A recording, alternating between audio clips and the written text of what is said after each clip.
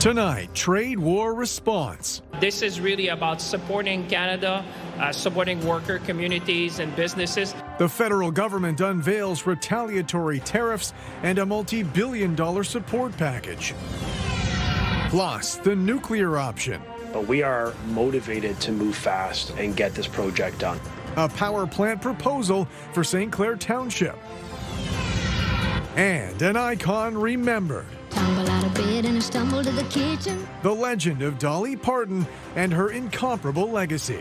I always say, and it's the truth, that I am a workhorse that looks like a show horse.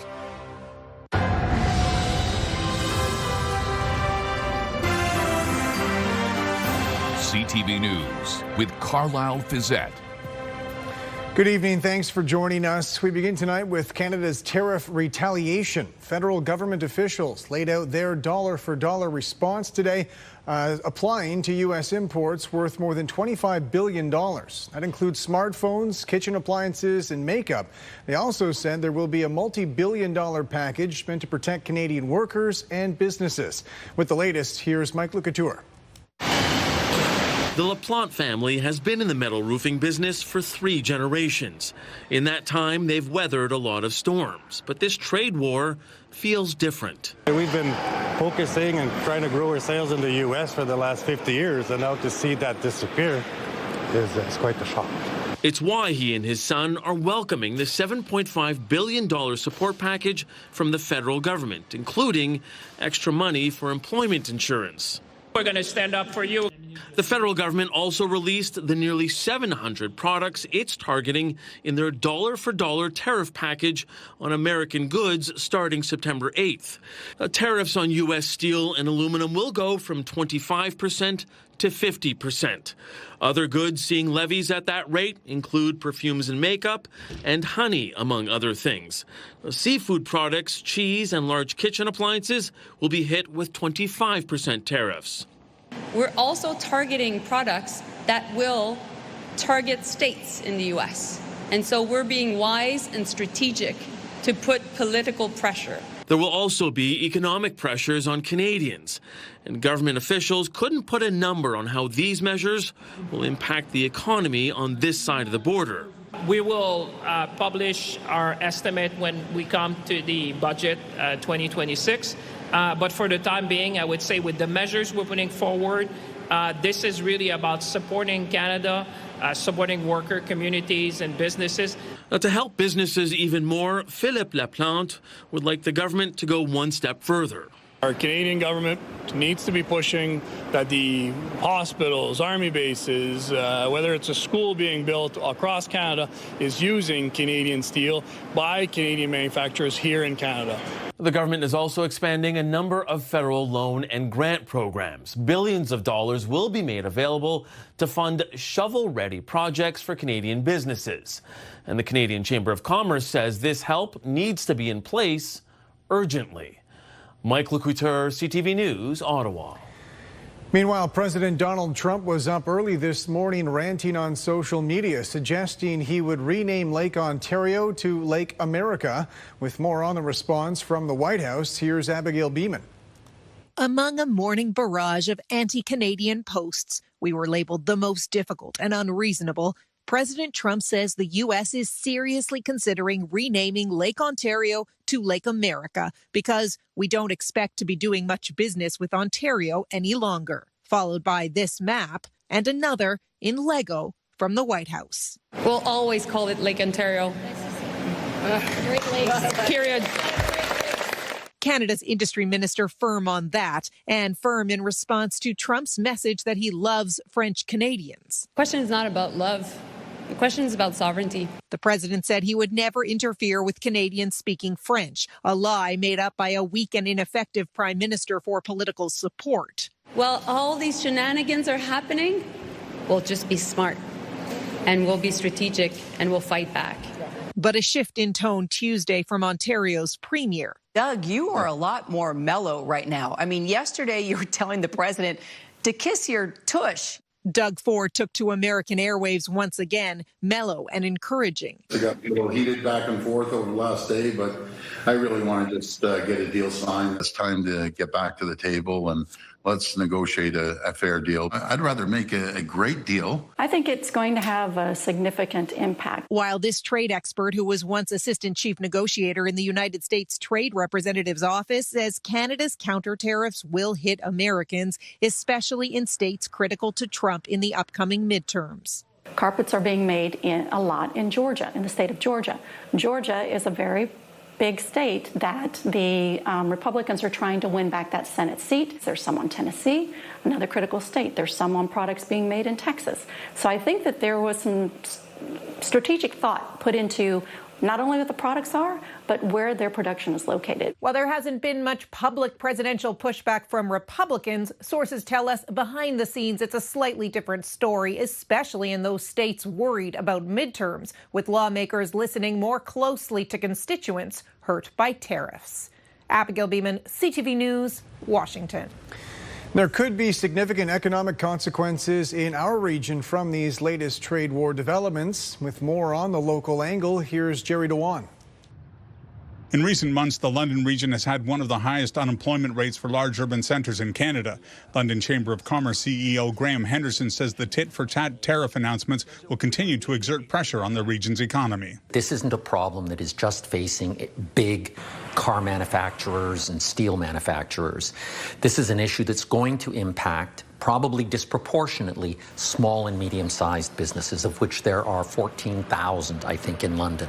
London companies that could be impacted include Vaughan Hockey, which makes goalie equipment, including sticks, and Blackfly Beverages. If you're making alcoholic beverages here in London and your market is in the United States, you're going to wake up with a 50% headache. Graham Henderson says this trade conflict reminds him of the struggles we faced during the 2008 recession and the COVID pandemic. Way back in the recession, London sort of went into the recession last and came out first. Henderson says in both circumstances, London was not only able to endure the crisis, but came through better than most. He credits the city's economic diversity. Sectorally, size-wise, in terms of where we sell our products, the products we're making. Graham endorses the federal and Ontario government's response, both the counter tariffs and the economic supports for businesses. Sarnia Mayor Mike Bradley also backs the measures. I think the federal government response in the last 3 days has been excellent.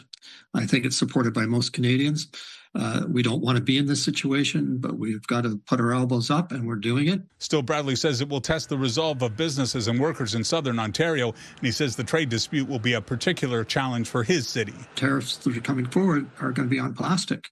And the auto tariffs are really disturbing because everything that goes into the automobile at some point comes through Sarnia, from the plastic to the carbon black, to the gasoline itself. Henderson notes the U.S. tariffs will impact $20 billion, which is about 5% of sales into the United States. He says many businesses will continue to rely on U.S. customers. Jerry Dewan, CTV News. Good evening. We have a pleasant evening underway. Temperatures nice and warm this afternoon and holding on to the warmth this evening. We are under the influence of high pressure building in at the surface, and that means clear conditions as we head through the late evening. Just a few fair weather clouds. Still a little bit of light rainfall in eastern Ontario as that upper level low continues to move eastward, but high pressure building in. The winds light and variable tonight, but will shift southerly tomorrow. I am tracking our next weather system that's in through southern Manitoba right now, bringing some rainfall. That brings a chance for rain for us as we head into tomorrow evening. So gorgeous conditions. Temperature will hold at about 17 degrees at 10 o'clock. Clear conditions and a few fair weather clouds overnight. Coming up, I'll take you through the extended forecast. More sunshine than showers on the way, and conditions looking much improved for the weekend. Your local weather is coming up. Carlyle, back to you. Thank you, Julie. Provincial government officials were in St. Clair Township today laying out plans for a nuclear power plant. They say the potential facility could create thousands of jobs, but it's still early in the process. With more, here's Sean Irvin. We're up against a very real threat in this country.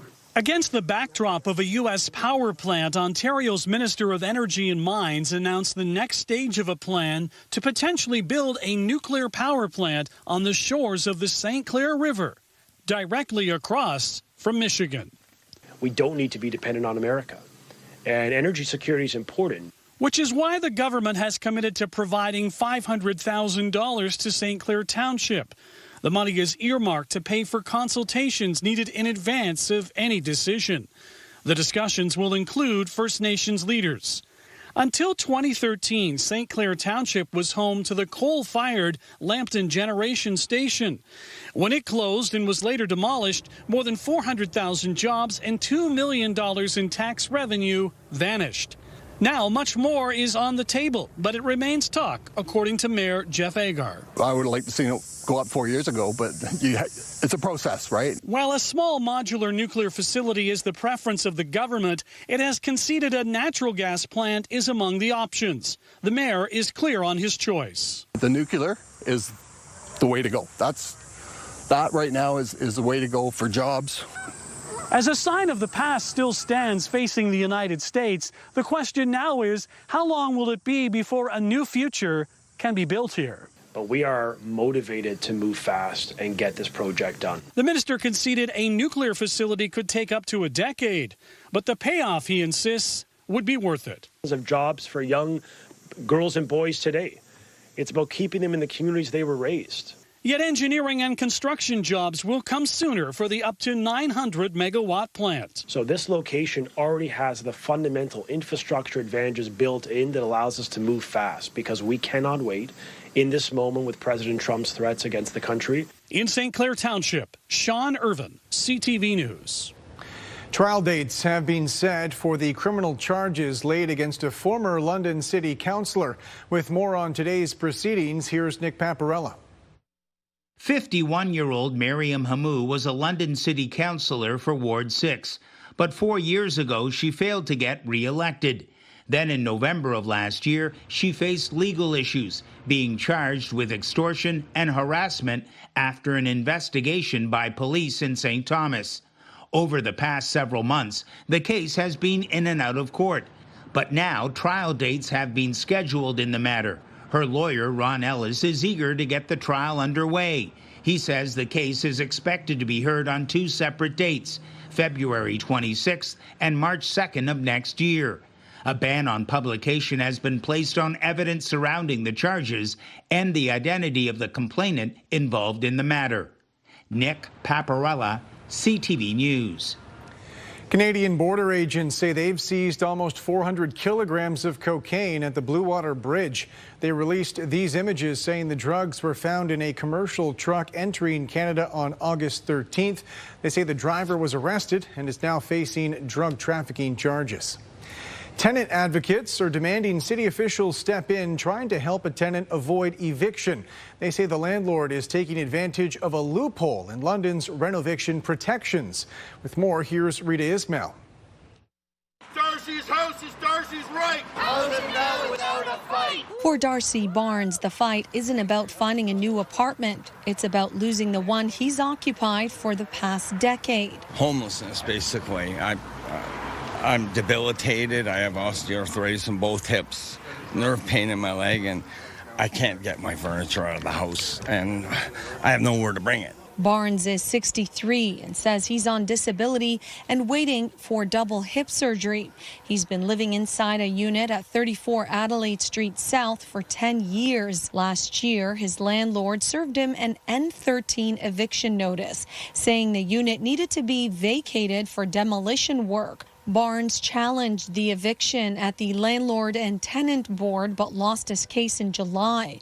Now he says his deadline is just days away. Now I don't have any options with my health, and I'm just begging for help, basically. Tenant advocacy group Acorn says Barnes' case is exactly why it wants the city to strengthen its tenant protections. Darcy is the example, but we need Londoners to understand that he's not alone. London's renoviction bylaw requires landlords seeking to evict tenants for extensive renovations to meet additional municipal requirements, but those protections don't apply to every N13.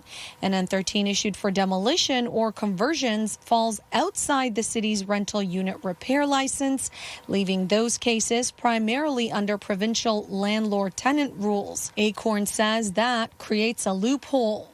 It leaves him completely stuck. it leaves him homeless in the next few months unless one of our councillors steps in and someone a champion from we get a champion from the city to step in and put their money where their mouth is and protect the vulnerable tenants in this city. Smith also alleges the work cited in Barnes's eviction does not match what has happened at the property. Those claims have not been independently verified. CTV News reached out to landlord Scott Wilson by phone and email for comment on the eviction and the allegations raised by Acorn. He did not respond. The city says its current rent eviction protections don't cover demolition or conversion N13s, and council has so far declined to expand those protections. For Barnes, the policy debate is now a race against the clock. Rita Ismail, CTV News. Several London councillors pushed back today against clustering warming spaces for Londoners experiencing homelessness in core business districts. We need to recognize that we have repeatedly asked 2 areas of the city to shoulder the responsibility, and that is grossly unfair. To say that there's no other locations is counter to our whole objective of 12 to 15 hubs around the city. There is a debate, and it has turned into a battle of the wards, back and forth. This upcoming winter response to homelessness will launch in December, providing 235 spaces every night until the end of March, plus more beds when temperatures turn dangerous. However, one location has not yet been chosen by Arcade Street Mission officials. Ultimately, council rejected several attempts to restrict where the additional winter shelter will be located. The core is not the only location where we have homelessness services. On Clark Road in the East End, I have the YOU Youth Shelter. I also have the Innova Women's Shelter. South of the 401 is where we put the micro-modular shelter. Emergency crews shut down Wellington Road this morning because of a basement fire. Fire officials say they were called to a multi-unit building on Wellington near Alexandra. They say no one was inside the basement unit, but there were people upstairs who had to evacuate, crediting working smoke detectors. No injuries were reported, and at this point, there's no estimate on the extent of damages. A global music icon has died. Dolly Parton's loved ones announced her death today, leaving behind an incomparable legacy as both a legendary entertainment figure and a renowned philanthropist. With more, here's Geneviève Beauchemin. With her outsized personality and hairdo, Dolly Parton lived her life in rhinestones. Just because I'm blonde, don't think I'm dumb. But down-to-earth empathy shone through in the music she brought to millions worldwide. I don't think about my life in terms of superstar. I'm just a working girl. I always say, and it's the truth, that I am a workhorse that looks like a show horse. Just days ago, she shared a health update with fans, saying she was dealing with issues and that even though she was healing, she was still working. Jolene, Jolene, Jolene, Jolene. Dolly Parton often said, as she did in song, that she was a country girl's version of glamour. She rose from poverty, the fourth of 12 children, her mother making clothes from rags, to riches, attaining glittering country music stardom and crossing genres.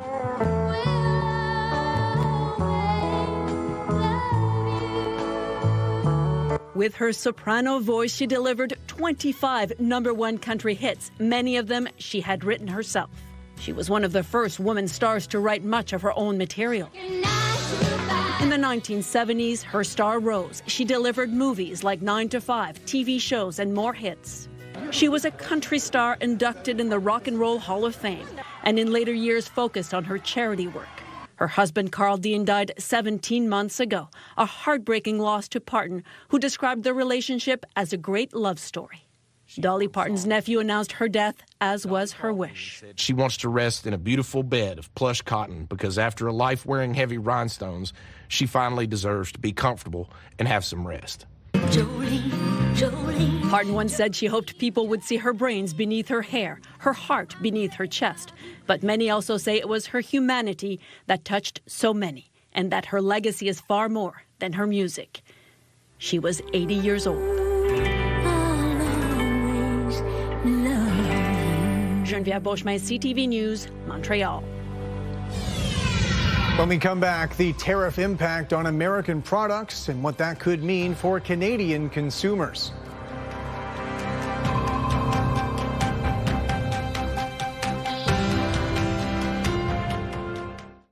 Download the CTV News app and stay on top of local stories as they unfold. We begin tonight with Ontario's Customize your feed and watch live wherever you are. ctvlondon.ca, your home for news.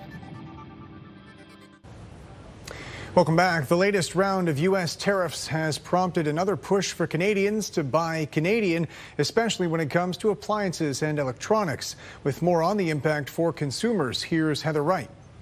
Among the products soon to be hit with a 50% reciprocal tariff are many that are sold here at Brentview Electronics. It is going to be, without using a bad term, a horror show for us going forward while everybody is up in the air on what's happening today, tomorrow, next week. The family business sells TVs and speakers and does wiring and installations. Sonos is our bread and butter. It is the app. Steve DeWeerd says with costs up in general, another spike will likely keep many would-be customers on the sidelines. If there is a 50% cost on wire that we put in new construction houses or renovations, it's going to bring the whole budget up and might put the average consumer on a holding pattern. More than 800 different products were included in a list released by Ottawa, from fish to appliances to carpets. U.S.-made cosmetics will also be tariffed, including nail polish. Stella Pham just opened this nail salon in Toronto and hopes she won't have to raise prices for her customers. We will make the best way to make this client feel happy about it, and we feel happy about it too. Also on the list, vital materials for infrastructure, including fiber optic cables, network cables, and building materials. Whether people are building homes or developers are building homes, or whether they're looking to build data centers or universities, I think those things are going to be changing the way that we look at expenses in a big way.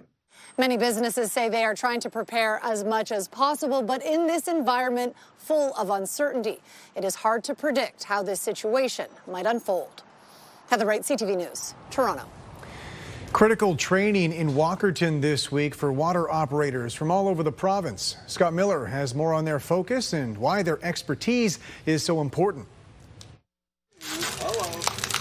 Water operators from as far away as Kenora are in Walkerton this week to upgrade their skills through mandatory yearly training. Safe drinking water relies on skilled operators, and not all those skills can happen in a classroom.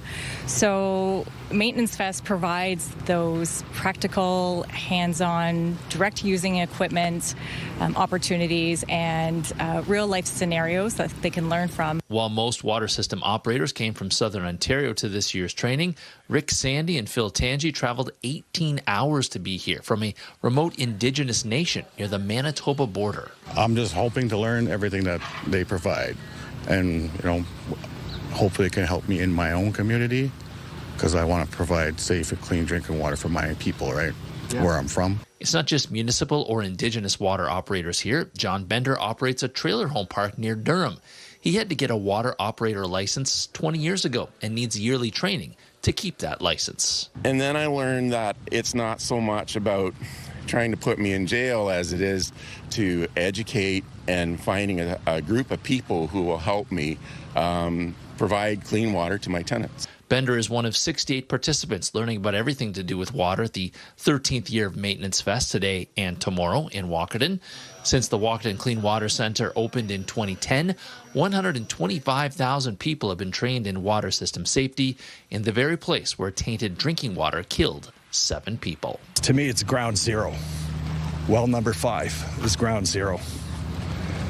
And so we do a tour. Whenever I bring operators here, or I bring them on tour, we go to well number 5, we go to well 7, we go to the monument, and we talk about the tragedy. Bender says now that the nerves have dissipated, he's eager to learn and network with Ontarians in the same boat as him, managing drinking water for others. I'm in the business of making people happy and taking care of people. In Walkerton, Scott Miller, CTV News. Julie's on the desk with me now, and I'd have to say today's a lot more like it when it comes to, as we're getting into late August, so I know we're going to get a mix, but this is the kind of pleasant weather we like this time of year. Yeah, lots of sunshine, skies clearing out, high pressure building in, still a little bit of moisture at the surface, so that will lead to some fog developing overnight and early tomorrow morning. We did have some fog first thing this morning. Temperatures right where we should be for this time of year. Perfect conditions as we head into the evening. Calm. We're not expecting any active weather as high pressure maintains its control control. Cooler through here on Perth, Grey Bruce, with temperatures anywhere between 20 and 23 degrees in London.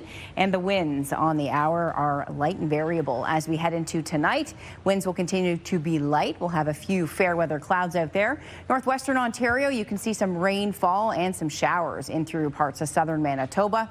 A low pressure system moving through Manitoba will slowly start to edge into northern Ontario and drive a cold front into our region as we head into the afternoon. So we'll be watching that frontal boundary. So as we look off to the northwest, you can see the rain associated with that moving now into northern Ontario. So skies will be clear. Yes, we have our area of high pressure, and that keeps us in the clear for tonight. Heading into tomorrow, conditions will be quite pleasant to start your day. Sunshine to a mix of sun and cloud. But by the evening, the clouds start to move in. Now, there's also the chance for some showers and thunderstorms bubbling up towards the Bruce Peninsula as we head into the afternoon. Across the country, still major air quality issues in Western Canada. Over 560 forest fires continuing to burn in those areas of British Columbia.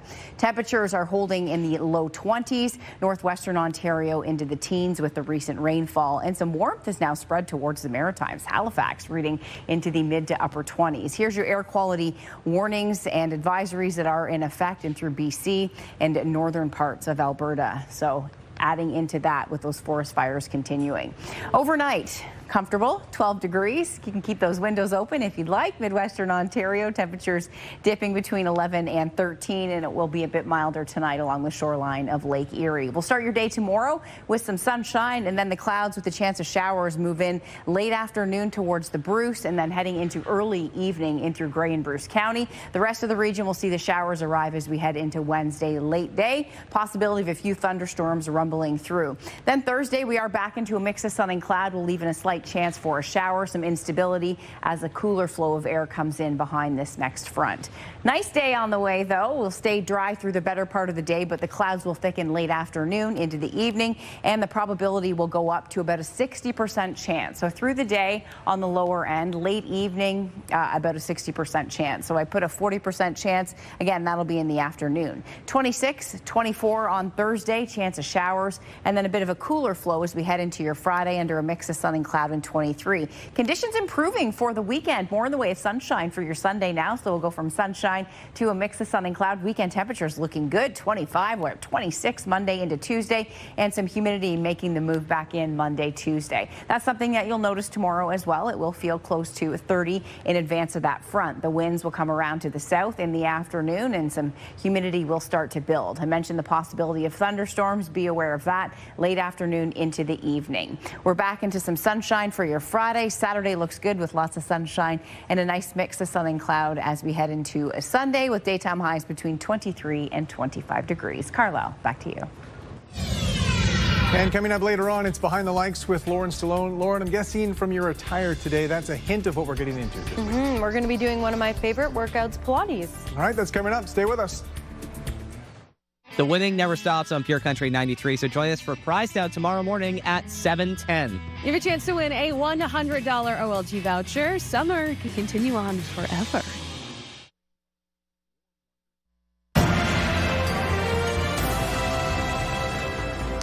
American authorities are tightening the rules for importing Canadian potatoes. As Maria Saru reports, on Prince Edward Island, that means serious consequences. There's a bigger chance of a tire falling off an airplane and hitting me right now than us shipping potato wort to the United States. Past potato wort restrictions have cost Alex Doherty hundreds of thousands of dollars and reshaped his business. He says the U.S. push for more is less about science and plant health and more about market competition and politics. If they can knock us out or make it a little more tough for our buyers, I'm sure they'd like to do that. Potato wort can survive in soil for decades, slashing yields, and while not harmful to humans, there's currently no treatment to control it.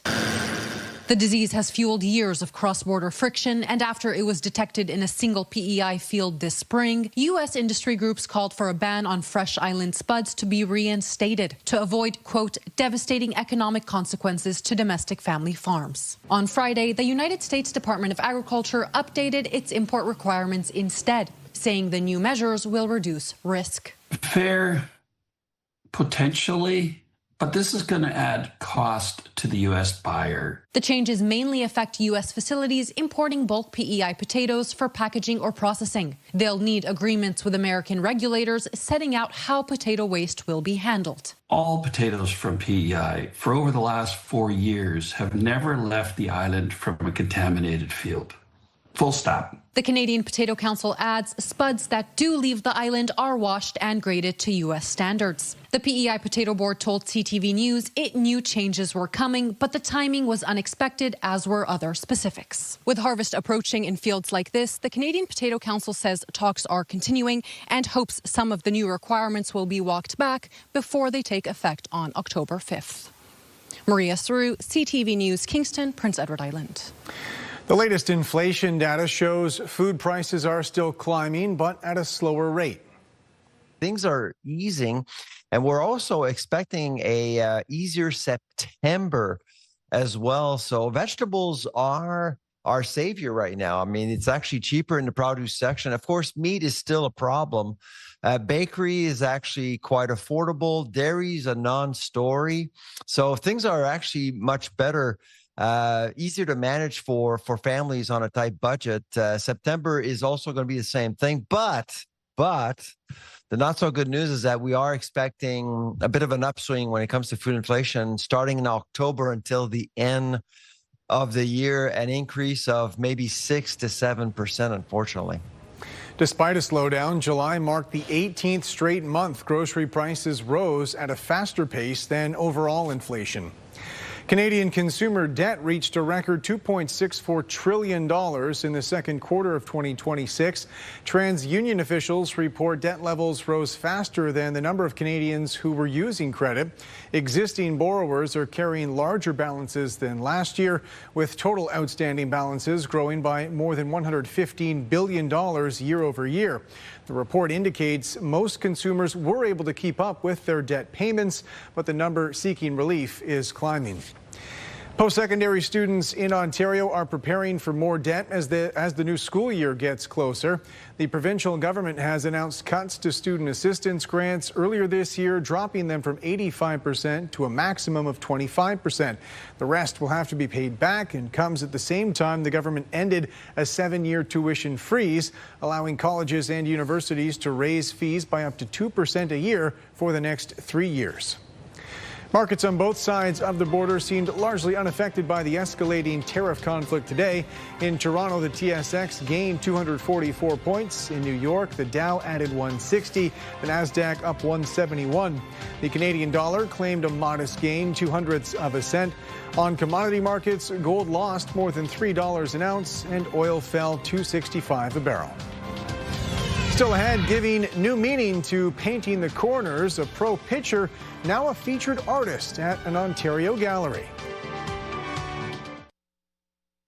It's Jeff, KP, and Backstage Ben in the morning. 3 awesome people that want to start your day or finish your overnight shift. You'll laugh, you'll text, you'll call, you'll scratch your head, and maybe even beat Backstage Ben. Weekday mornings from 5:30 to 10. Listen live on the iHeartRadio app or at 97.5 Virgin Radio.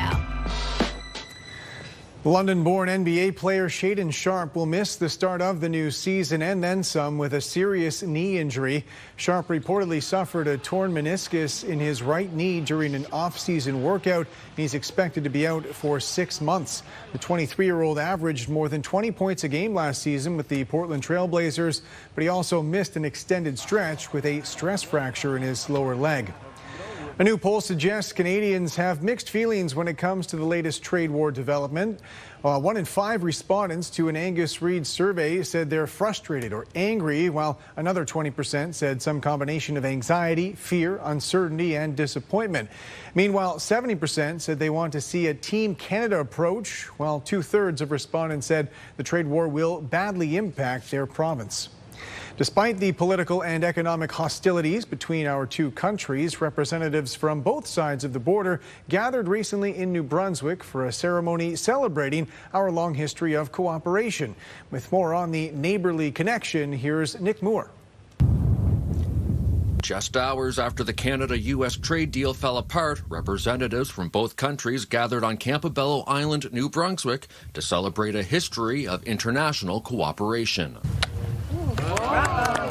Saturday's unveiling of the International Boundary Survey plaque at Mulholland Point Lighthouse commemorates sharing the world's longest undefended border. This is the first one. There will probably be others along the boundary. Quite an achievement. We forget that amongst all the politics, if you will. Everybody kind of jumped on really quick and thought this was the perfect location. People will be here, people will see it, and it's great to just get the word out. The plaque has been placed at the easternmost land crossing of the international boundary overlooking Lebec, Maine, and the Franklin D. Roosevelt International Bridge linking Campobello Island to the mainland. The island is also connected to New Brunswick by a seasonal ferry. The timing of the ceremony during one of the most contentious moments in Canada-U.S. relations was subtly referred to, but was not made the focus. A very fitting time to actually go ahead with this.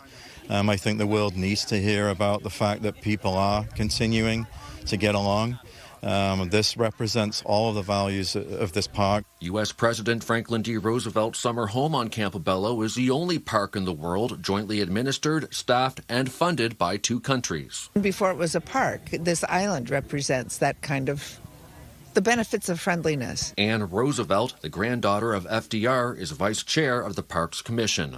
I think many of us feel, especially now, we need to hear messages of understanding and how to conduct ourselves in ways that are productive and helpful, and honor that friendship. A long history of international partnership that is on the line, but around here is still worth marking. Nick Moore, CTV News, Campobello Island, New Brunswick. Tomorrow on CTV News, a new airline partnership at London International Airport. Details on the changes at YXU tomorrow on CTV News at 6. Hey, it's KP from Virgin Radio, and if you know me, you know I love animals, like my washi girl here. Can I have kisses?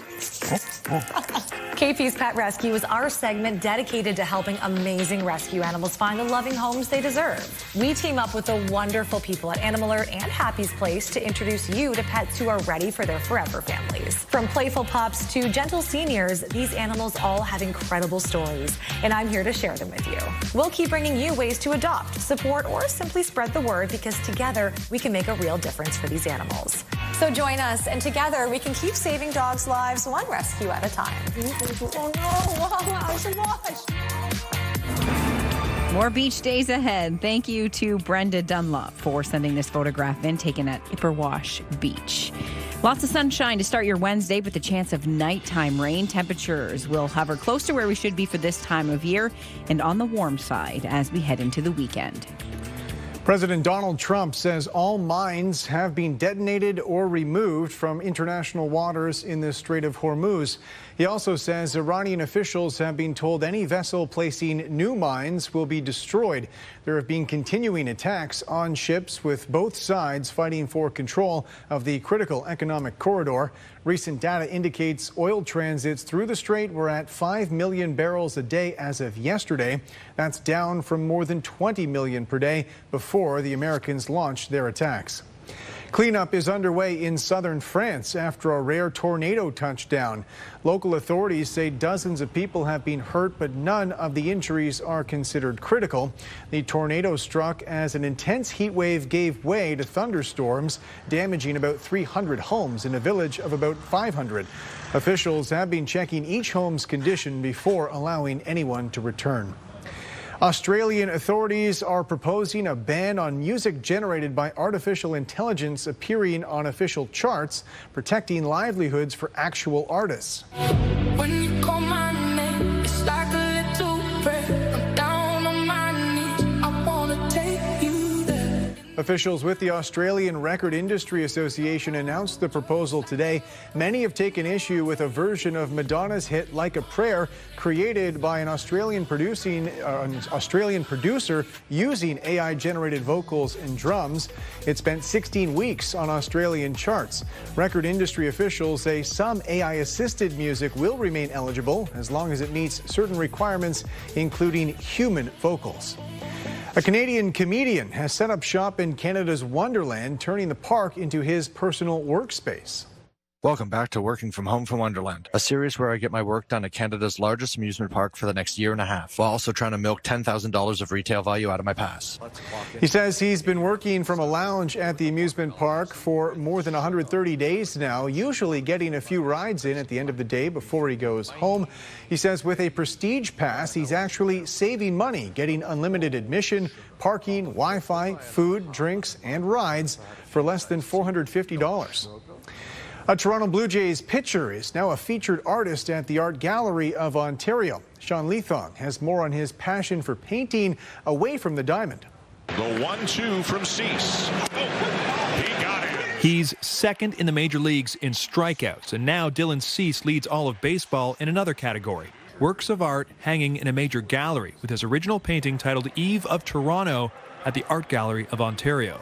It's pretty mind-blowing, to come up and see the line and just see, the press, and it just feels very big.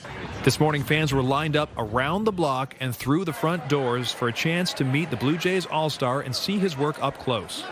Dylan Cease, I was shocked. He's an incredible artist. I've been a member for years, and when I heard that they were collaborating with Dylan Cease, I'm like, I have to get the shirt.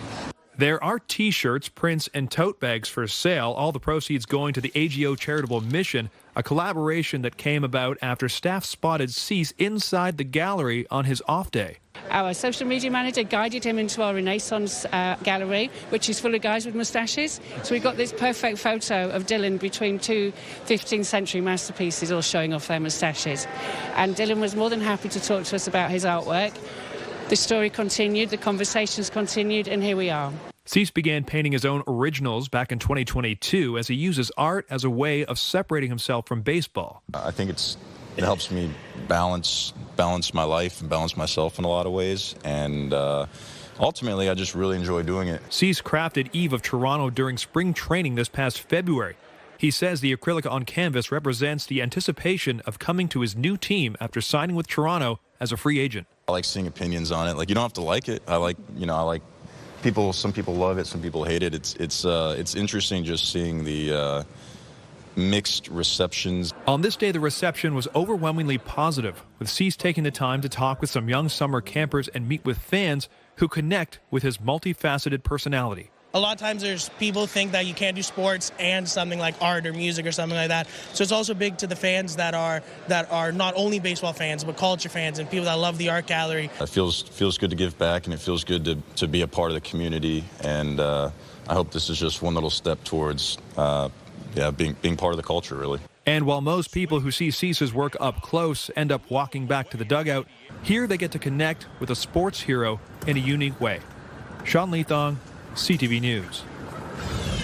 And back on the desk now with me is Julie and Lauren, and we're going to have some special guests because I know we're going to need a little bit of instruction, right, Lauren? Well, Pilates has gone viral on social media, and now we're going to learn from one of the best. All right, a quick change is coming up as well because we've got these. I've already changed. She's already changed. I'm going to have to slip these on. We'll be right back.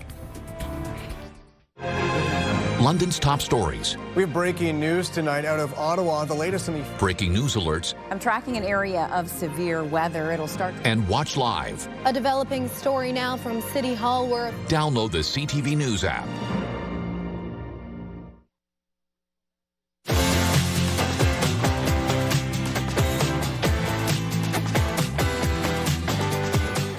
All right, before we go tonight, it's Behind the Lights with Lauren Stallone. Julie's back with us. We have a special guest, Brittany, who is here to put us through her paces. We've got our grippy socks on now. I'm not going anywhere. Yeah, have you ever worn those before? This is the first time, yeah. So we're here to do some Pilates. Britt is the owner of Reform Pilates Studio in Grand Bend. Now, Pilates has gone viral on social media, and it's known as an easy workout, but let me tell you, as someone who's done this before, there is nothing easy about it. So social media content creators have been documenting their journey, going to Britt's Pilates studio. It looks like a lot of fun, a lot of work, and we're going to give it a try.